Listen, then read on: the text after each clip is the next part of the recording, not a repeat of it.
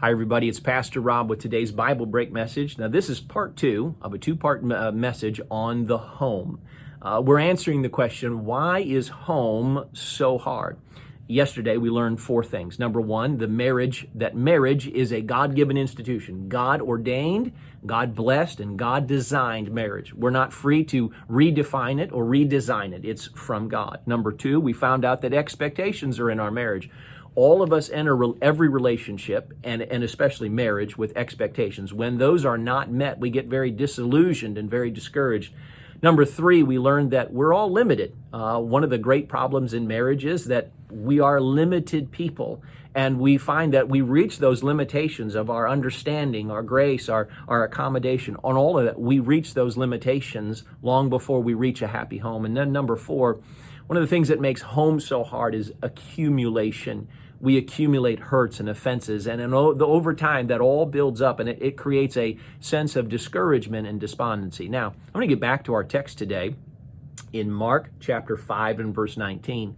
This was a man who Jesus turned his life completely around, ran the devil out of his life, sat him down, clothed him. He was in his right mind. He said, Jesus, I want to be with you. And Jesus said, no, I have a very important mission for you. And he said this, go home to thy friends. Tell them how great things the Lord hath done for thee, and hath had compassion on thee. And I see three things that Jesus wants every single one of us to do in our home. Number one, he wants us to go home.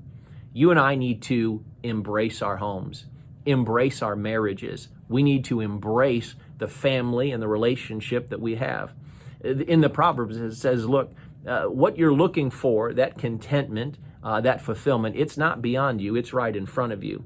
The Bible says a fool's eyes wander all through the earth, but the eyes of the wise are right in front of them. Look, the home God gave you, the wife, the husband, the children, the family, that's the family God intends you to find peace and love and fulfillment and contentment in. Not someplace, not beyond your marriage, but within your marriage. Number one, we need to be a Christian at home. Look, you need to do this. You need to read through the Bible, and every place it talks to you about being a good person, a good Christian, a follower of God. You need to do that first at home. Jesus said, go home. The first thing I want you to do is go home. We need to be a Christian at home. Number two, he says, go home to thy friends. Number two, we need to have a revival of not only Christianity in our home, just being a good Christian in our home, but number two, we need to have a revival of just being friendly in our homes. So many homes are unfriendly. The words are unfriendly. The actions are unfriendly. The interactions are so unfriendly. You would never treat your friends like you treat your wife or your husband or your children. You would never speak to your co-workers. You would never speak to the clerk at the store. You would never speak with such harshness and bitterness and anger. Listen, why don't we start being friendly? Now, that takes some time. That takes some decision. That takes some discipline to, hey, bite your tongue.